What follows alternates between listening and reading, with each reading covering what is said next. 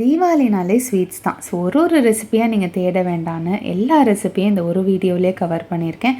நீங்கள் கடையில் வாங்குகிற எல்லா ஸ்வீட்டையும் வீட்டில் ஈஸியாக பண்ணலாம். அதுக்கு முன்னாடி ஃபுட்டீஸ் ரூஃப்க்கு சப்ஸ்கிரைப் பண்ணாதவங்க சப்ஸ்கிரைப் பண்ணிக்கோங்க. அந்த நோட்டிஃபிகேஷன் பட்டனையும் கிளிக் பண்ணிக்கோங்க. இதில் நம்ம ஃபர்ஸ்ட் பார்க்க போகிறது பாதுஷா. அதிகமாக கடைகளில் வாங்குவோம், பட் வீட்டில் ரொம்ப ஈஸியாக பண்ணிடலாம். ரொம்ப கஷ்டமே கிடையாது. இந்த ரெசிபி ஃபாலோ பண்ணுங்கள், பர்ஃபெக்டாக வரும். நல்லா ஜூஸியாக டெண்டராக இருக்கும். இதை சின்னதாக பண்ணால் பட்டன் பாதுஷா மாதிரி கூட்டி நீங்கள் பண்ணி வைக்கலாம். இதுக்கு 1/4 கப் தயிர் எடுத்துக்கோங்க, 1/4 கப் ரூம் டெம்பரேச்சரோடு வெண்ணெய், 1/2 டேபிள் ஸ்பூன் சர்க்கரை. இதை நல்லா ஃப்ளஃபி ஆகிற வரைக்கும் பீட் பண்ணிவிட்டு 1/2 டீஸ்பூன் பேக்கிங் பவுடர் இது வேணும் கண்டிப்பாக, அப்போ தான் உங்களுக்கு அந்த லேயர்ஸ் ஃபார்ம் ஆகும். 1/2 கப் மைதா போட்டு நல்லா பிசைஞ்சுக்கோங்க. இப்போ 1/2 கப் தண்ணியை கொஞ்சம் கொஞ்சமாக விட்டு நல்லா ஸ்மூத்தான டோவாக பிசைஞ்சு வச்சுக்கோங்க. இது கொஞ்சம் நேரம் ஊறட்டும். அதுக்குள்ளே சுகர் சிரப்புக்கு நம்ம 1 கப் சர்க்கரைக்கு 1/2 கப் தண்ணி, கொஞ்சமாக ஏலக்காய் தூள் போட்டு சிங்கிள் ஸ்ட்ரிங் கன்சிஸ்டன்சி வரும். ஸோ அது வரைக்கும் வெயிட் பண்ணுங்கள். இந்த கன்சிஸ்டன்சி வந்ததும் கொஞ்சமாக லெமன் ஜூஸ் விட்டு ஆஃப் பண்ணிக்கோங்க. அந்த லெமன் ஜூஸ் விட்டுறது அதுக்கப்புறமேல அந்த சுகர் சிரப் கிறிஸ்டலைஸ் ஆகாமல் இருக்க. இப்போ இந்த மாவை ஜஸ்ட் இந்த மாதிரி ஃபிங்கரில் ப்ரெஸ் பண்ணிக்கோங்க. அவ்வளோதான். இதை பொரிச்சிடுங்க. But low flame to medium ஃப்ளேமில் பொறுமையாக பொரிச்சிடுங்க. அப்போ தான் நல்ல லேயர்ஸ் ஃபார்ம் ஆகி இந்த மாதிரி உப்பி சூப்பராக வரும். இந்த சுகர் சிரப்பில் நல்லா கோட் பண்ணுங்கள். கொஞ்சம் நேரம் ஊறட்டும். மினிமம் 1 ஹவராவது சோக் பண்ணுங்கள். மேலே பிஸ்தா அண்ட் சில்வர் ஃபாயில் வச்சு பண்ணிங்கன்னா கடையில் கிடைக்கிற பாதுஷாவே தோற்று போயிடும். அவ்வளோ டேஸ்டியாக இருக்கும். நெக்ஸ்ட் நம்ம குலோப் ஜாமுன் தான் பார்க்க போகிறோம். கண்டிப்பாக இது இல்லாத தீபாவளியே இல்லை. எல்லாருமே வீட்டில் பண்ணுவீங்க. பட் பஞ்சு மாதிரி சாஃப்டாக, நடுவில் கல் மாதிரி வராமல் நல்லா வெந்து வரணும். பர்ஃபெக்டாக கடையில் கிடைக்கிற மாதிரி எப்படி பண்ணுறதுன்னு தான் பார்க்க போகிறோம். இந்த ரெசிபியை ஃபாலோ பண்ணுங்கள், உங்களுக்கு பர்ஃபெக்டாக வரும். 2 கப்பு நம்ம சர்க்கரை எடுத்துருக்கோம். அதுக்கு 2 கப் தண்ணி, ஏலக்காய் தூள், குங்குமப்பூ ஆப்ஷனல். ஸோ நல்லா கரைஞ்சா போகிறோம். எந்த கம்பி பதமும் தேவையில்லை. நல்லா கொதிச்சு வந்ததும் கடைசியில் லெமன் ஜூஸ் விட்டு சிரப்பை தனியாக வச்சுக்கோங்க. ஃபர்ஸ்ட் இதை ரெடி பண்ணிவிடுங்க. அப்புறமேல் நம்ம குலோப் ஜாமுன் பொரிக்கலாம். இப்போ 1 கப் மில்க் பவுடரில் 1/4 கப் நம்ம maida, 1/2 teaspoon baking powder, 1 tablespoon ghee இது எல்லாத்தையுமே போட்டு மிக்ஸ் பண்ணிவிட்டு 1/4 கப் பாலை கொஞ்சம் கொஞ்சமாக விட்டு நல்லா சாஃப்டாக கிராக்ஸே இல்லாமல் பிசையணும். அதுதான் ஃபர்ஸ்ட் ஸ்டெப். கிராக்ஸ் இல்லாமல் இருக்கிறதுக்கு இந்த மாதிரி கையை வச்சு நல்லா நீட் பண்ணுங்கள். இந்த மாதிரி பிசைஞ்சிங்கன்னா எந்த கிராக்ஸுமே ஃபார்ம் ஆகாது. நீங்கள் உருண்டை பிடிக்கிறப்பவும் சூப்பராக இருக்கும். கிராக்ஸ் ஃபார்ம் ஆச்சுன்னா நீங்கள் பொரிக்கிறப்ப அந்த இடம் விட்டுடும். இப்போ எண்ணெயை இந்த மாதிரி ஸ்வில் பண்ணணும். ஏன்னா அப்போ தான் உங்களுக்கு ஹீட் ஈவனாக டிஸ்ட்ரிபியூட் ஆகும். அதே மாதிரி குலோப் ஜாமுன் எல்லா இடமும் ஈவனாக ப்ரௌன் ஆகும். பார்த்தீங்கனாலே தெரியும், நல்லா ஈவனாக சூப்பராக குலோப் ஜாமுன் வந்திருக்கு. அதே மாதிரி பொறுமையாக லோ டு மீடியம் ஹீட்டில் ஃப்ரை பண்ணிங்கன்னா தான் உள்ளேயும் கட்டி இல்லாமல் நல்லா வெந்து வரும். 2 hours ஆகுது வார்மான சுகர் சிரப்பில் சோக் பண்ணி வைங்க. அப்போ தான் நல்லா பஞ்சு மாதிரி சூப்பராக கடையில் கிடைக்கிற மாதிரி குலோப் ஜாமுன் டெக்ஸ்சர் செம்மையாக இருக்கும். இது ஒன்ஸ் ட்ரை பண்ணிட்டீங்கன்னா திரும்ப திரும்ப ட்ரை பண்ணுவீங்க. அவ்வளோ டேஸ்டியாக இருக்கும். Trust me. ஒரு பைட்டும் அவ்வளோ ஜூஸியாக இருக்கும். அண்ட் நெக்ஸ்ட் நம்ம ஸ்ரீவல்லிபுத்தூர் பால்கோவா. இது என்னோட ஃபேவரட் டிஷ். எங்கள் அம்மா எனக்கு அடிக்கடி சின்ன வயசில் செஞ்சு கொடுத்த ஒரு டிஷ் தான். ஸோ இது இன்க்ரீடியன்ட்ஸ் ரொம்ப ஈஸி, பட் பண்ணுறதுக்கு கண்டிப்பாக டைம் ஆகும். இதுக்கு ஃபுல் ஃபேட் மில்க் நான் 1 லிட்டர் எடுத்திருக்கேன். இதை நல்லா குறுக்கணும். அந்த சைடில் ஆடையாக வரும். அது எல்லாத்தையுமே திரட்டி குக் பண்ணும். நியர்லி 1/2 hour to 45 minutes இந்த ப்ராசஸே ஆகும். இதை சிம்மில் வச்சு தான் பண்ணோம், இல்லைனா பால் அடி பிடிச்ச மாதிரி ஆகிடும். இதில் நான் 250 கிராம் சர்க்கரை போட்டிருக்கேன்.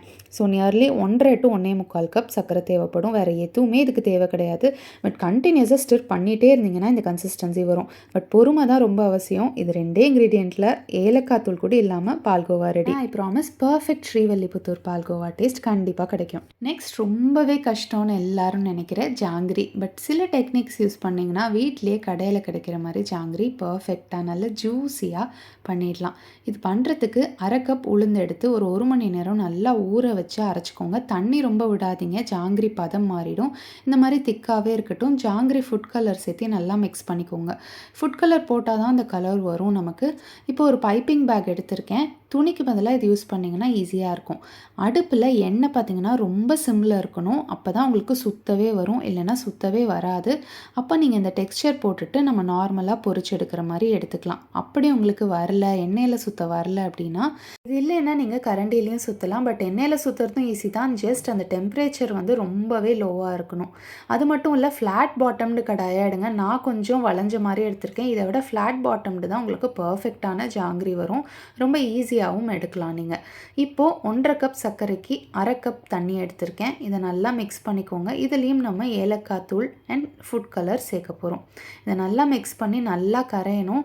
நல்லா ஒரு கம்பி பதம் நல்லா வந்ததுக்கப்புறமேல நம்ம பொரிச்சு வச்சுருக்க ஜாங்கிரியை போட்டு நல்லா சோக் பண்ணிவிடுங்க. சூப்பர் ஜூஸியாக நமக்கு கடையில் கிடைக்கிற ஜாங்கிரி தயார். அடுத்து நம்ம கடைகளில் அதிக அமௌண்ட் கொடுத்து வாங்கக்கூடிய காஜு கட்லி. இது வீட்டில் பண்ணுறது ரொம்ப ஈஸி. ஒரு 200 to 300லேயே வேலை முடிஞ்சிடும். பட் கடையில் 1000 கணக்கில் கொடுக்கணும். டெக்ஸ்சரும் பர்ஃபெக்டாக வரும். இதுக்கு 1 கப் முந்திரியை ஃப்ரிட்ஜில் வச்சுட்டு பல்ஸ் மோடில் அரைச்சிங்கன்னா இந்த மாதிரி வரும். ரொம்ப நேரம் அரைச்சிங்கன்னா ரொம்ப கேஷ்யூ பட்டர் மாதிரி ஃபார்ம் ஆகிடும். ஸோ அது பண்ணி தனியாக வச்சுக்கோங்க. இப்போ 1/2 கப் சர்க்கரையில் 1/4 கப் தண்ணி விட்டு நல்லா இது கரையட்டும். இப்போ 1/2 டீஸ்பூன் ரோஸ் வாட்டர் விட்டு நல்லா பாயில் பண்ணிக்கலாம். சிங்கிள் ஸ்ட்ரிங் கன்சிஸ்டன்சி வரணும். இந்த டைமில் கேஷ்யூ நம்ம பண்ணி வச்சுருக்கிற பவுடரை போட்டு நல்லா கலந்துக்கோங்க. 1 டேபிள் ஸ்பூன் நெய் நடுவில் விட்டு பேனில் ஒட்டாத மாதிரி கலந்துக்கோங்க. நல்லா பேனை விட்டு பிரிஞ்சு வந்ததுக்கப்புறம் ஹாட்டாகவே ஒரு பட்டர் பேப்பரோ இல்லை ஒரு க்ரீஸ்டு டின்னோ வச்சுட்டு இந்த மாதிரி போட்டு நல்லா பிசைஞ்சுக்கோங்க. இது சூடாக இருக்கிறப்பவே பிசையணும். அது ஒன்று தான் இதில் டிஃபிகல்ட்டான டாஸ்க். ஏன்னா ஆறுச்சுன்னா ரொம்ப ஹார்டாகிடும். ஸோ 2 பட்டர் பேப்பர் நடுவில் வச்சு இந்த மாதிரி பரத்திக்கோங்க. உங்களுக்கு எந்த திக்னஸ் வேணுமோ அந்த மாதிரி. நான் வந்து சில்வர் ஃபாயில் எடுத்திருக்கேன். உங்களுக்கு வேண்டாம் கிடைக்கலன்னா நீங்கள் அவாய்ட் பண்ணிக்கலாம். நீங்கள் நார்மலாக இந்த மாதிரி டைமண்ட் ஷேப்ஸ் கட் பண்ணிங்கன்னா சூப்பராக கடையில் கிடைக்கிற மாதிரி காஜு கட்லி ரெடி ஆகிடும். ஸோ அவ்வளோதான். ரொம்ப ஈஸியாக இருக்குல்ல. நெக்ஸ்ட் என்ன ரெசிபி பார்க்க போகிறோம்? ரவா அதிரசம். இது ஆந்திராவில் ரொம்ப ஃபேமஸ். ரவா அப்பாலுன்னு சொல்லுவாங்க. இது ரொம்ப ஈஸி. நீங்கள் அதிரசம் பண்ணுற டைம்லாம் வேண்டாம். ரொம்ப குயிக்காக இன்ஸ்டண்ட்டாக ஆகிடும்.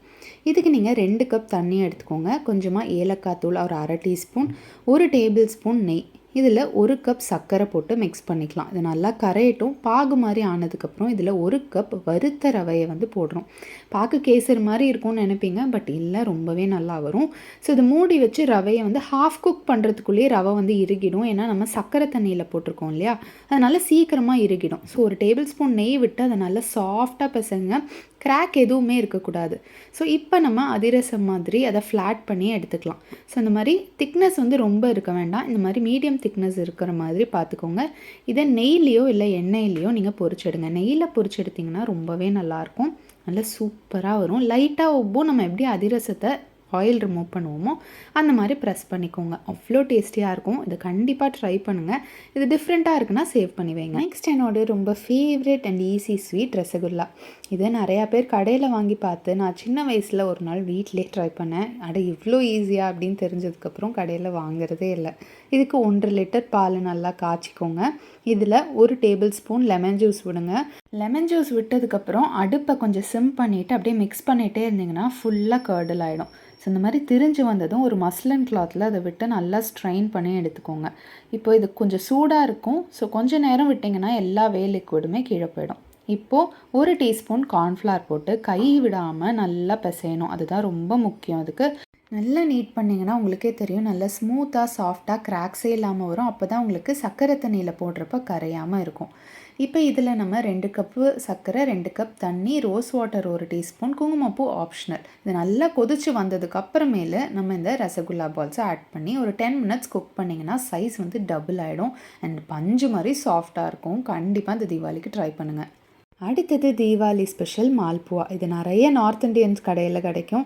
நிறைய பேர் சாப்பிட்ருப்பீங்க. அண்ட் இதோட பெஸ்ட் காம்பினேஷன் ரப்ரியோட தான். அவ்வளோ டேஸ்டியாக இருக்கும். இதோட அது ஒரு டிப் பண்ணி சாப்பிட்டிங்கன்னா அப்படியே எச்சில் ஊறும். என்னோடய ஹஸ்பண்டோட ஃபேவரட் ஸ்வீட் இது. இதுக்கு 1 கப் மைதா, இது 1/4 கப் பவுடர் பண்ண சர்க்கரை, 2 table spoon milk powder, 2 table spoon ரவை, 1/2 டீஸ்பூன் ஏலக்காய் தூள், 1/2 டீஸ்பூன் சோம்புத்தூள் அண்ட் பால் விட்டு மிக்ஸ் பண்ணிக்கலாம். ஒரு 1/2 கப் பால் தேவைப்படும். கொஞ்சமாக விட்டு இந்த கன்சிஸ்டன்சிக்கு கொண்டு வந்துடுங்க. 1 கப் சர்க்கரைக்கு 1/2 கப் தண்ணி, ஒரு 1/2 டீஸ்பூன் ஏலக்காய் தூள் போட்டுக்கலாம். அவ்வளோதான். இந்த மாவை டைரெக்டாக எண்ணெயில் இந்த மாதிரி பொரிச்சிடுங்க. சுகர் சிரப்பில் ஒரு 1 ஹவராவது டிப் பண்ணி வச்சு மேலே நட்ஸ் சாப் பண்ணி போட்டு ரபடியோடு சாப்பிடுங்க. ஆஹா ஜூஸி அவ்வளோ சூப்பராக இருக்கும். ட்ரை பண்ணுங்கள். அடுத்தது பேசன் லட்டு. பேசன்னா ஒன்றும் இல்லைங்க, கடலை மாவு தான். இதை வச்சு ஒரு குயிக்காக ஒரு லட்டு பண்ண போகிறோம். ரொம்ப ஈஸி தான், பட் கொஞ்சமாக நெய் செலவாகும். இதுக்கு 1 கப் நெய்யில் 1 கப் கடலை மாவு போட்டு மிக்ஸ் பண்ணிக்க போகிறோம். கடலை மாவு பார்த்திங்கன்னா நல்லா வதங்கணும், பச்சை வாசனை போய் வெந்து வரணும். அப்போ தான் இந்த லட்டுவோட டேஸ்ட்டே நல்லாயிருக்கும், இல்லைன்னா பச்சை வாசனை வரும். ஸோ இந்த 1 கப் நெய்லேயே கொஞ்சம் தனியாக எடுத்து வச்சுக்கோங்க. அப்பப்போ விட்டு இந்த மாதிரி அந்த கடலை மாவை வறுத்துக்கிட்டே இருங்க. ஸோ வறுக்க கன்சிஸ்டன்சியும் மாறிக்கிட்டே இருக்கும். ஒரு ஸ்டேஜில் இந்த மாதிரி லூஸாக ஆகிடும் அந்த கன்சிஸ்டன்சி. கொஞ்சம் நேரம் அடுப்பை ஆஃப் பண்ணிவிட்டு ஆற விட்டிங்கன்னா இந்த மாதிரி செமி திக்காகிடும். இப்போ பவுடர் பண்ண சர்க்கரையை ஈக்குவலாக 1 கப் போட்டுக்கோங்க. இது எல்லாமே மெஷர்மெண்ட்ஸ் ரொம்ப ஈஸி. ஸோ இந்த மாதிரி லட்டு பிடிக்கிற ஸ்டேஜ் வந்துடும். நம்ம லட்டு எப்படி பிடிப்போமோ அந்த மாதிரி பிடிச்சி வச்சுக்கலாம். அவ்வளோதான். இந்த தீபாவளி என்ஜாய் பண்ணுங்கள். ஃபுடீஸ் ரூஃப்க்கு புதுசாக இருந்தால் சப்ஸ்கிரைப் பண்ணுங்கள். ஸோ இனி அதுக்கு வெயிட்டிங். Happy eating.